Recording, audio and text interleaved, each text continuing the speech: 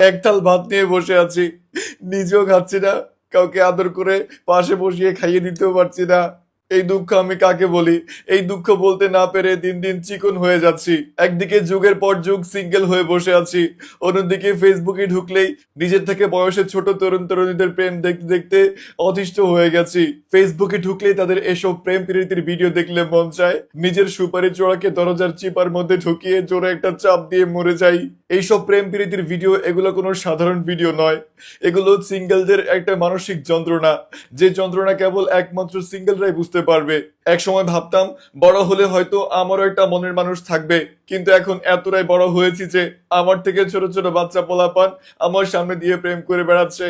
এগুলো দেখে মনে হয় আমি একটু বেশি বড় হয়ে গেছি। এদিকে ধারণা করা যায় ফেসবুকে যদি প্রতিনিয়ত এসব তরুণ তরুণীদের প্রেম প্রীতির ভিডিও সামনে আসে, তাহলে একটা সময় হয়তো সিঙ্গেলরা ডাইনোসরের মতো বিলুপ্ত হয়ে যাবে। দর্শক, এ নিয়ে বিস্তারিত দেখুন রিপোর্টার কাতারে থাকা ভাতারের রিপোর্টে। একে তো যুগের পর যুগ সিঙ্গেল কাটিয়ে দিচ্ছি, তার উপর ফেসবুকে ঢুকলে এমন ভিডিও দেখলে মন চায় নিমিষের মধ্যে নিজেকে নিজে শেষ করে ফেলি। একটা সময় ঘন্টার পর ঘন্টা ফেসবুকে পড়ে থাকতাম, কিন্তু এখন ফেসবুকে আসতেই ভয় করছে, কেননা কখন জানি এরকম ভিডিও আমার সামনে চলে আসে ঠিক নেই। বিশ্বাস করলে করেন, না করলে আমার কিচ্ছু আসে যায় না। তবে একটা কথা বলি ভাই, দুঃখে কষ্টে বিষ গিলে হজম করে ফেলাটাও সহজ, কিন্তু এসব ভিডিও দেখার পরেও বেঁচে থাকাটা সহজ না।